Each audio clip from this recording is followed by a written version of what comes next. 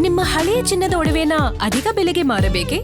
ಆಟಿಕಾಗೆ ಕಾಲ್ ಮಾಡಿ 8880 Attica gold company. ಮರತು sir, ಈಗ ಸಿದ್ದರಾಮಯ್ಯ ಅವರು ಕೆಳಗಿಳಿಸಿದ್ರೆ ಹಂಗಾಗ್ಬಿಡುತ್ತೆ ಹಿಂಗಾಗ್ಬಿಡುತ್ತೆ, ರಾಜ್ಯ ಕಾಂಗ್ರೆಸ್ನಲ್ಲಿ ಒಂದು ದೊಡ್ಡ ಸುನಾಮಿನೇ ಎದ್ದು ಬಿಡುತ್ತೆ ಅನ್ನುವಂಥ ನಿರೀಕ್ಷೆಗಳಿತ್ತು.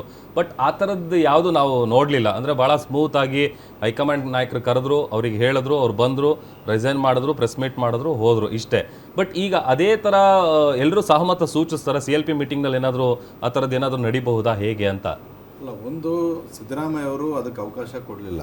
ಅದು ದೊಡ್ಡ ಮಟ್ಟದ ಗಲಾಟೆಗಳಾಗ್ತಿದ್ವು, ಬೀದಿಗಿಳಿತಿದ್ರು, ಅದು ಅವರ ಬೆಂಬಲಿಗರು ಅದೆಲ್ಲ ಮಾಡ್ತಿದ್ರೇನು. ಬಟ್ ಸಿದ್ದರಾಮಯ್ಯ ಅವರು ಹೇಳಿದ್ರು, ಕಾಂಗ್ರೆಸ್ ಹೈಕಮಾಂಡ್ ಯಾವತ್ತು ಹೇಳುತ್ತೋ ಅವತ್ತು ನಾನು ರಾಜೀನಾಮೆ ಕೊಡೋದಕ್ಕೆ ರೆಡಿ ಇದ್ದೀನಿ ಅಂತ ಹಿಂದೆ ಹಲವು ಬಾರಿ ಹೇಳಿದರು. ವಿಧಾನಸಭೆ ಒಳಗಡೆನೂ ಕೂಡ ಈ ವಿಚಾರವನ್ನು ಹೇಳಿದರು.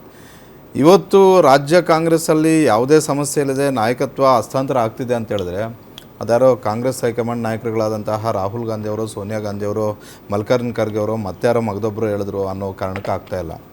ಸಿದ್ದರಾಮಯ್ಯ ಅದನ್ನು ಭಾಳಷ್ಟು ಸೂಕ್ಷ್ಮವಾಗಿ ತಗೊಂಡ್ರು. ಅವತ್ತು 2023 ಏನು ಮಾತುಕತೆ ಆಗಿತ್ತು, ಇಷ್ಟು ದಿನ ಮಾತುಕತೆ ಆಗಿಲ್ಲ ಅಂತ ಸಿದ್ದರಾಮಯ್ಯ ಅವ್ರ ಬಣ ಹೇಳ್ತಿತ್ತು. DK ಶಿವಕುಮಾರ್ ಅವ್ರ ಬಣ ಮಾತುಕತೆ ಆಗಿತ್ತು ಅಂತ ಹೇಳ್ತಿತ್ತು. ಬಹುತೇಕ 2023 ಮಾತುಕತೆ ಆಗಿಯೇ ಈ ನಿರ್ಧಾರಗಳಾದಂತೆ ಕಾಣಿಸ್ತಿದೆ. ಹೀಗಾಗಿ ಕಾಂಗ್ರೆಸ್ ಹೈಕಮಾಂಡ್ ಕರೆದು ಮಾತುಕತೆ ಆಡಿ 2 ದಿನದೊಳಗಡೆ ನೀವು ರಾಜೀನಾಮೆ ಕೊಡಬೇಕು ಅಂತ ಹೇಳಿದಾಗ ಅದರಂತೆ ಅವರು ರಾಜೀನಾಮೆಯನ್ನು ಕೊಟ್ಟರು. ಈಗ ನಮ್ಮ ನಾಯಕನೇ ಅದನ್ನು ಭಾಳಷ್ಟು ಸರಳವಾಗಿ ತಗೊಂಡಾಗ ಅವರು ಏನು ಸಂದೇಶ ರವಾನೆ ಮಾಡಬೇಕು ಅದೆಲ್ಲ ಸಂದೇಶಗಳನ್ನು ಕೂಡ ಅವರು ಮೌನವಾಗಿ ಇದ್ದು ರವಾನೆ ಮಾಡಿದ್ದಾರೆ. ಅದೇ ರೀತಿ ಮಾಧ್ಯಮಗಳ ಮುಂದೆ ಬಂದು ಸುದ್ದಿಗೋಷ್ಠಿ ಮಾಡೋದ್ರ ಮುಖೇನ ಕೂಡ ರವಾನೆ ಮಾಡಿದ್ದಾರೆ. ಮುಂದೆ ಏನಾಗುತ್ತೆ ಅಂತ ಗೊತ್ತಿಲ್ಲ, ಪರಿಣಾಮಗಳೇನಾಗುತ್ತೆ. ಬಟ್ ಸದ್ಯದ ಮಟ್ಟಿಗೆ ಅಷ್ಟು ದೊಡ್ಡ ಮಟ್ಟದ ಸಮಸ್ಯೆಗಳು ಆಗದೇ ಇರುವ ರೀತಿಯಲ್ಲಿ ನಾಜೂಕಾಗಿ ಈ ಪ್ರಕರಣವನ್ನು ಕಾಂಗ್ರೆಸ್ ನಾಯಕರುಗಳ ಆದಿಯಾಗಿ, ಅದರಲ್ಲೂ ಸಿದ್ದರಾಮಯ್ಯ ಈ ವಿಚಾರದಲ್ಲಿ ಭಾಳಷ್ಟು ಜಾಗ್ರತೆಯಿಂದ ಹೆಜ್ಜೆ ಇಟ್ಟರು. ಹೀಗಾಗಿ ಯಾರೂ ಕೂಡ ಹೊರಗಡೆ ಬರಲಿಲ್ಲ. ಮತ್ತೊಂದು ಏನಂತ ಹೇಳಿದ್ರೆ, ಸರ್ ಹೇಳ್ತಾಯಿದ್ರು ಶಾಸಕಾಂಗ ಪಕ್ಷದ ನಾಯಕರನ್ನು ಆಯ್ಕೆ ಮಾಡ್ಕೊಳ್ಳೋದು ಇವತ್ತು ಅಂತಿಮ ಆಗುತ್ತೆ. ಸರ್ ಏನು ಹೇಳಿದ್ರು ಅದು 100% ಸತ್ಯ. ಆದರೆ ಯಾವಾಗ ಈ ಶಾಸಕಾಂಗ ಪಕ್ಷದ ನಾಯಕ ಯಾರಾಗಬೇಕು ಅನ್ನೋ ಚರ್ಚೆ ಆಗುತ್ತೆ ಅಂತ ಹೇಳಿದ್ರೆ ಶಾಸಕಾಂಗ ಪಕ್ಷದ ಸಭೆಯಲ್ಲಿ ಸ್ಪರ್ಧೆ ಇರಬೇಕು. ಈಗ ಸ್ಪರ್ಧೆ ಇರಬೇಕಾಗಿದ್ದು ಯಾರ್ಯಾರ ನಡುವೆ? DK ಶಿವಕುಮಾರ್, ಸಿದ್ದರಾಮಯ್ಯ, ಪರಮೇಶ್ವರ್, ಮತ್ತೊಬ್ಬರು ಮಗದೊಬ್ಬರು. ಈಗ ಸ್ಪರ್ಧೆನೇ ಇಲ್ಲ. ಕಾಂಗ್ರೆಸ್ ಹೈಕಮಾಂಡ್ ಕರೆದು ಹೇಳ್ತು, ಸಿದ್ದರಾಮಯ್ಯ ಅವರೇ ನೀವು ನಿಮ್ಮ ಅವಧಿ ಮುಗಿದಿದೆ, ನೀವು ರಾಜೀನಾಮೆ ಕೊಡಬೇಕು, ನಾವು ಮುಂದೆ ಹೊಸ ನಾಯಕತ್ವಕ್ಕೆ ಅವಕಾಶ ಮಾಡಿಕೊಡ್ಬೇಕು, ಮುಂದೆ ಬೇರೆ ಬೇರೆ ವಿಚಾರಗಳು ನಾವು ಪಕ್ಷವನ್ನು ರೆಡಿ ಮಾಡ್ಕೋಬೇಕು ಅಂತ ಹೇಳೋದು. ಅದನ್ನು ಸಾವಧಾನವಾಗಿ ಸಿದ್ದರಾಮಯ್ಯ ಅವರು ಕೂಡ ಒಪ್ಕೊಂಡ್ರು. ಹೀಗಾಗಿ ಇವತ್ತು ನಡೆಯುವಂತಹ ಶಾಸಕಾಂಗ ಪಕ್ಷದ ಸಭೆಯಲ್ಲಿ ಶಾಸಕಾಂಗ ಪಕ್ಷದ ನಾಯಕನ ಆಯ್ಕೆ ವಿಚಾರಕ್ಕೆ ಸಂಬಂಧಪಟ್ಟಂತೆ ಯಾರೂ ಕೂಡ ಚಕಾರ ಎತ್ತೋದಿಲ್ಲ. ಕಾಂಗ್ರೆಸ್ ಹೈಕಮಾಂಡಿಂದ ಈಗಾಗಲೇ ಸಿದ್ದರಾಮಯ್ಯ ಅವ್ರಿಗೂ ಸಂದೇಶ ಬಂದಿದೆ, DK ಶಿವಕುಮಾರ್ ಅವ್ರಿಗೂ ಸಂದೇಶ ಬಂದಿದೆ, ಪರಮೇಶ್ವರ್ ಮತ್ತು MB ಪಾಟೀಲ್ ಇವರು ರೇಸಲ್ಲಿದ್ದಂಥವ್ರು. ಸಿದ್ದರಾಮಯ್ಯ DK ಶಿವಕುಮಾರ್ ಆದ ಬಳಿಕ ಯಾರ ಹೆಸರುಗಳು ಬರ್ತಿದ್ವು ಅಂತ ಹೇಳಿದಾಗ ಪರಮೇಶ್ವರ್ ಹೆಸರು ಬರ್ತಿದ್ದು, MB ಪಾಟೀಲ್ ಹೆಸರು ಬರ್ತಿತ್ತು. ಇವರನ್ನು ಕರೆದು ಮಾತನಾಡಿದ್ದಾರೆ ಅಂತ ಹೇಳಿದ್ರೆ ಅಲ್ಲಿಗೆ ಅದು ಲೆಕ್ಕ ಚುಕ್ತಿ ಮಾಡಿ ಕಾಂಗ್ರೆಸ್ ಹೈಕಮಾಂಡ್ ಕಳಿಸಿದೆ.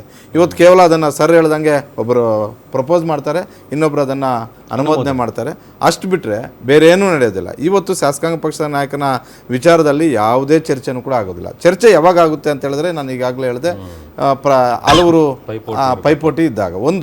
ಇನ್ನೊಂದು ವಿಧಾನಸಭಾ ಚುನಾವಣೆ ಆದ ತಕ್ಷಣ ಆಗುವಂತಹ ಶಾಸಕಾಂಗ ಪಕ್ಷದ ಸಭೆಯಲ್ಲಿ ಈ ರೀತಿಯಾಗಿ ಸ್ಪರ್ಧೆ ಇರುತ್ತೆ, ಸಹಜವಾಗಿರುತ್ತೆ. ನಾನು ಮುಖ್ಯಮಂತ್ರಿ ಆಗಬೇಕು ಅಂತ.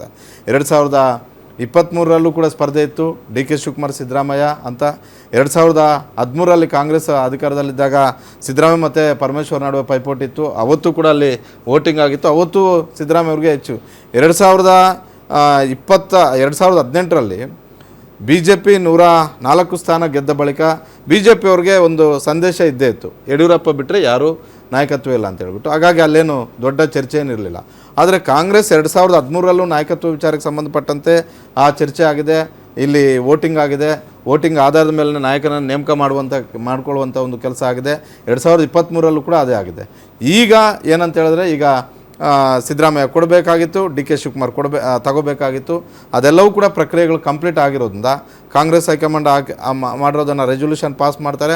ಅದೆಲ್ಲದಕ್ಕೂ ಕೂಡ ನಾವು ರೆಡಿ ಅನ್ನುವಂಥ ಒಂದು ಮಾತನ್ನು ಶಾಸಕರುಗಳ ಬಾಯಲ್ಲಿ ಹೇಳ್ತಾರೆ. ಇಷ್ಟು ಬಿಟ್ಟರೆ ಇವತ್ತೇನು ನಡೆಯಲ್ಲ. ಅದಾದ ಬಳಿಕ ನಾವು ಇವತ್ತು DK ಶಿವಕುಮಾರ್ ಮುಖ್ಯಮಂತ್ರಿ ಅಂತ ನಾವು ಹೇಳೋಕ್ಕಾಗೋದಿಲ್ಲ.